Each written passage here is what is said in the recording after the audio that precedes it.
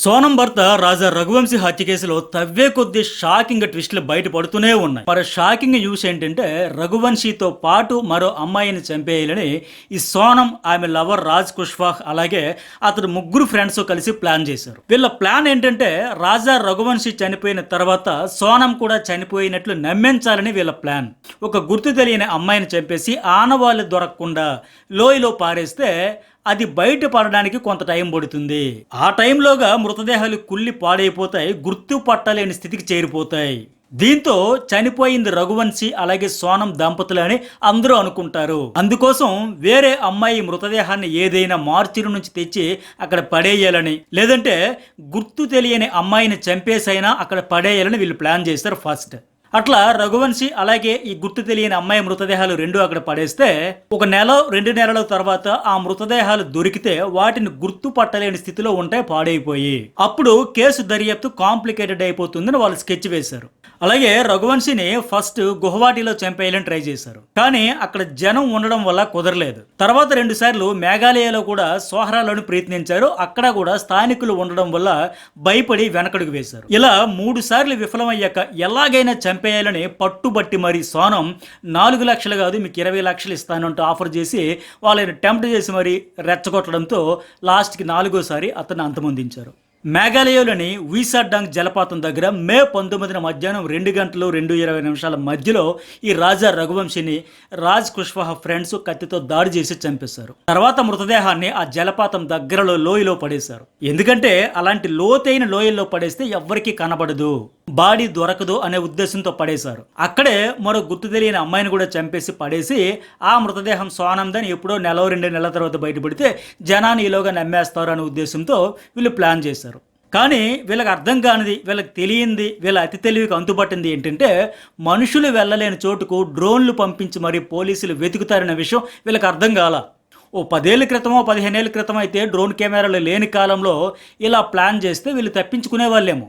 కానీ ఇప్పుడు టెక్నాలజీ పెరిగింది, ఎంతో క్లిష్టమై ఎంతో సెన్సేషన్ అయిన ఈ కేసుని టెక్నాలజీ సాయంతోనే పోలీసులు ఛేదించారు, మొత్తం నిగ్గుదేల్చారు, ఇప్పుడు జైలుకి పంపారు. గత 20 రోజులుగా దేశవ్యాప్తంగా ప్రజల్లో నెలకొన్న అనేక ప్రశ్నలకు పోలీసుల దర్యాప్తులో సమాధానాలు దొరుకుతూనే ఉన్నాయి. ఇంతకు ముందు వీడియోలో నేను వేసిన ఓ ప్రశ్నకు కూడా పోలీసులు తాజాగా సమాధానం చెప్పేశారు. సోనం వేసుకున్న తెల్లని కోటుకు ఆమె భర్త రక్తం మరకలు ఎలా అంటాయి, ఆమె కూడా అతని హత్యలో నేరుగా పాల్గొందా అనే డౌట్కు సమాధానం పోలీసులు ఇప్పుడు చెప్పేశారు. ఆ ముగ్గురు కిల్లర్ గ్యాంగ్ కలిసి వేట కత్తులతో అతడి తల నుంచి శరీరంలోని చాలా భాగాల్లో పొడిచి చంపుతున్నప్పుడు ఆమె అక్కడే ఉంది. పైగా భర్తను చంపేయమంటూ వారికి అరుస్తూ చెప్పింది. వాళ్ళు పని కానిచ్చేశాక రక్తంతో తడిసి ముద్దైన భర్త రఘువంశీ శరీరాన్ని పక్కన ఉన్న లోయలో పడేసేందుకు కూడా సోనం సుపారీ కిల్లర్ గ్యాంగ్కి సాయం చేసింది. అంత దారుణంగా వ్యవహరించింది ఆమె. ఆ క్రమంలోనే ఆమె వేసుకున్న కోటుకు రక్తం మరకలు అంటాయి. లోయలో శవాన్ని పడేసి వాళ్ళతో కలిసి వెళ్లే టైంలో రక్తం మరకలు ఉండడం వల్లే ఆమె కోట్ తీసి ఆ లోయలో పడేసి వెళ్ళిపోయింది. తాజాగా ఇలాంటి షాకింగ్ విషయాలు ఎన్నో పోలీసుల దర్యాప్తులో వెలుగులోనికి వచ్చాయి. హాయ్ ఫ్రెండ్స్, నా పేరు సతీష్, సీనియర్ జర్నలిస్ట్గా ప్రెజెంట్ మన తెలుగు రాష్ట్రాల్లో ఉన్న టాప్ మీడియా ఛానల్స్లో 15 ఏళ్ళు పనిచేసిన అనుభవంతో మన చుట్టూ నిత్యం జరిగే విషయాలపై లోతైన విశ్లేషణ అధ్యయనంతో నేను నిత్యం వీడియోలను చేస్తుంటాను. ఖచ్చితంగా మీకైతే ఒక మాట చెబుతున్నా, ఏ విషయం పైన అయినా సరే అల్లా టప్పాగా వచ్చి ఏదో నోటుకొచ్చింది వాగేసి హైప్ క్రియేట్ చేసేసి వెళ్ళిపోయే రకం కాదు. నేను సామాజిక బాధ్యతతో వీడియోలు చేస్తుంటాను, పూర్తి ఇన్ఫర్మేషన్ అయితే పక్కగా మీకు ఇస్తూ ఉంటా. సో మీకు నా వీడియోలు నచ్చితే ఒకే ఒక లైక్ కొట్టండి, అప్పుడే నా కష్టానికి తగ్గ ఫలితం దక్కుతుంది, మరికొంతమందికి మన వీడియోలు రీచ్ అవుతాయి. ఈ హనీమూన్ మర్డర్లో అందరిలో నెలకొన్న కొన్ని కీలక ప్రశ్నలకు తాజాగా పోలీసుల విచారణలో సమాధానాలు, నిజాలు బయటకు వచ్చేసాయి. అసలు ఎన్ని ట్విస్టులు ఉన్నాయంటే అన్ని ట్విస్టుల్లో ఒక్కొక్కటి రివీల్ చేసుకుంటూ వస్తున్నారు వీళ్ళు. రఘువంశీ హత్యకు కొద్దిసేపటి ముందు సోనం ఆమె భర్తను చంపేయండి అని అరిచి మరీ చెప్పింది ఆ దుండగులకి. అయితే ఆ ముగ్గురు దుండగులు చంపడానికే వెళ్ళినా మొదట చంపడానికి వెనకడుగు వేశారు. ఎందుకంటే మేము బాగా అలిసిపోయాం, చంపలేమంటూ ఆమెకు చెప్పేశారు. దీంతో ఆమె వాళ్ళని టెంప్ట్ చేసే ఆఫర్ ఇచ్చి హత్య చేయించింది. అదేంటంటే మీకు హత్య చేస్తే ఇస్తానన్న 4 లక్షలు కాదు, ఇప్పుడు ఏకంగా 20 లక్షలు ఇస్తా, వేసేయండి అంటూ ఆఫర్ పెంచింది. దీంతో వాళ్ళు టెంప్ట్ అయ్యి వాళ్ళ వెంట తెచ్చుకున్న పదునైన కత్తితో మొదట రాజా రఘువంశీ తలపై కొట్టి ఆ తర్వాత శరీరంపై కత్తులతో దాడి చేశారు. భర్తను చంపడం కల్లారా చూసాకే రఘువంశీ మృతదేహాన్ని లోయలోనికి విసిరేయడానికి ఆ ముగ్గురు కిల్లర్స్ కు సాయం కూడా చేసింది. అప్పుడే ఆమె కోటుకు రక్తం మరకలు అంటాయి. దీంతో అక్కడే పారేసి ఆ కోటును వాళ్ళతో కలిసి జంప్ అయిపోయింది. చంపేందుకు వచ్చిన ఈ ముగ్గురు దుండగులకు ఇండోర్ నుంచి షిల్లాంగ్ వరకు ప్రయాణ ఖర్చులకు సోనం ప్రియుడు రాజ్ కుష్వాన్ డబ్బులు ఇచ్చాడు. ఒకరికి 40,000, ఇంకొకరికి 50,000 ట్రాన్స్ఫర్ కూడా చేశాడు ఆయన. మే 23న ఆమె మేఘాలయ షిల్లాంగ్ లో మాయమైన తర్వాత మళ్ళీ జూన్ 3న కనిపించింది. అంటే ఈ 11 రోజులు ఎక్కడుంది, ఏమేం చేసిందనే విషయాలన్నీ ఇప్పుడు బయటకు వచ్చేసాయి. మిస్సింగ్ అయినప్పటి నుంచి గాజీపూర్లో దాబా దగ్గర ఫోన్ చేసి పోలీసులకు లొంగిపోయినప్పటి వరకు సోనం ఎక్కడుందో పోలీసులు కనిపెట్టేశారు. వీళ్ళ మాస్టర్ ప్లాన్ లో మరొక స్కెచ్ ఏంటంటే, రాజా రఘువంశీని హత్య చేసిన తర్వాత తనను ఎవరూ గుర్తుపట్టకుండా సోనం బుర్ఖా ధరించి మేఘాలయ నుంచి పారిపోయింది. తన లవర్ రాజ్ కుష్వాహా ఇచ్చిన బుర్ఖా వేసుకుని పోలీసులు కంటపడకుండా జారుకుంది. ముందుగా షిల్లాంగ్ నుంచి గౌహతికి ట్యాక్సీలో వెళ్ళింది. ఆ తర్వాత బస్సులో పశ్చిమ బెంగాల్లోని సిలిగురి, అక్కడ నుంచి బీహార్లోని పాట్నా, అక్కడ నుంచి రైలులో లక్నోకి, చివరిగా బస్సులో ఇండోర్కి వెళ్ళింది. కానీ ఇంటికి వెళ్ళలా. దేవాస్ గేట్ ప్రాంతంలో ఒక రూమ్ అద్దెకి తీసుకుని అక్కడే తన లవర్ రాజ్ కుష్వాహాతో పాటు గడిపింది. ఆ రూమ్ కూడా ఆయనే బుక్ చేశాడు. ఇక అక్కడ నుంచి వీళ్ళిద్దరూ లేచిపోవాలని కూడా ముందు ప్లాన్ చేసుకున్నారు. ఆ తర్వాతే ఒక టాక్సీ మాట్లాడి సోనంను రాజ్ కుష్వాహా యూపీ పంపించాడు. కానీ ఆ ముగ్గురు కిల్లర్స్ దొరికాక ఇక పారిపోవడం దండగా మనల్ని ఎలాగైనా పోలీసులు పట్టేసుకుంటారో అని ఫిక్స్ అయిపోయి గాజీపూర్లో పోలీసులకు సమాచారం ఇచ్చి లొంగిపోయింది. అక్కడే కిడ్నాప్ డ్రామా మొదలుపెట్టింది. ప్రస్తుతం కోర్టు 8 రోజుల పోలీస్ కస్టడీకి సోనమును ఇవ్వడంతో పోలీసులు మొత్తం కేసులోని సందేహాలన్నింటినీ నివృత్తి చేసే క్రమంలో విచారణలో ఆమె నుంచి షాకింగ్ ఫ్యాక్ట్స్ అయితే రాబట్టారు. ఇంతవరకు నా భర్తను నేను చంపలేదు, నేను నిందితురాలు కాదు, నేను బాధితురాలు అంటూ నటించిన సోనం ఆమె చేసిన మొత్తం తప్పులన్నీ కూడా పోలీసులు ఎదుట అంగీకరించింది. ప్రస్తుతం సోనంతో పాటు ఆమె ప్రియుడు రాజ్ కుష్వాహా కిల్లర్ గ్యాంగ్ సభ్యులు 5గురిని కలిపి ఒకే చోట పెట్టి పోలీసులు విచారిస్తున్నారు. వాళ్ళందరూ చెప్పింది ఒకేలా ఉందా లేదా అనేది క్రాస్ ఎగ్జామిన్ చేస్తూ అసలు వాస్తవాలను వెలికితీస్తా ఉన్నారు. మేఘాలయకు, షిల్లాంగ్కు వీళ్ళ 5గురిని ప్రెజెంట్ తీసుకెళ్లి క్రైమ్ సీన్ రీకన్స్ట్రక్షన్ చేస్తున్నారు.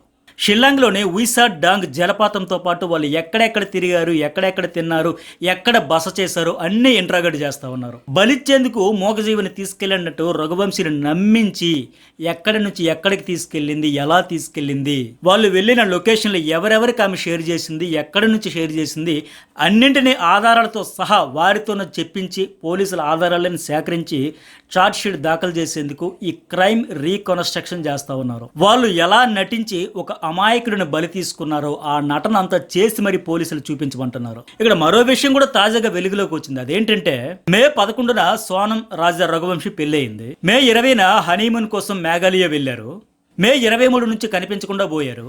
రాజా రఘువంశీని అదే రోజు చంపేశారు. ఈ హత్య తర్వాత అతడి సోషల్ మీడియా అకౌంట్లో సాత్ జన్మం కా సాధ్ అని మహానటి పోస్ట్ పెట్టింది. ఈ పోస్ట్ ద్వారా తన భర్త బతికే ఉన్నాడని నమ్మించే ప్రయత్నం చేసింది. బట్ ఇక్కడే అసలు ట్విస్ట్ ఏంటంటే, రఘువంశీ బతికి ఉన్న 2 రోజుల్లో హనీమూన్ ట్రిప్కి సంబంధించి అతను సంబరపడుతూ పోస్టులు పెట్టడమే తప్ప సోనం ఒక్క ఫోటో కానీ ఒక వీడియో కానీ పోస్ట్ చేయలేదు. సో ఓవరాల్ ట్రిప్లో ఆమె మనసు, తనువు అన్నీ భర్తను ఎలా కడతేర్చాలా అన్నదానిపైనే ఫోకస్ చేసి ఉండినట్టు అర్థమవుతా ఉంది.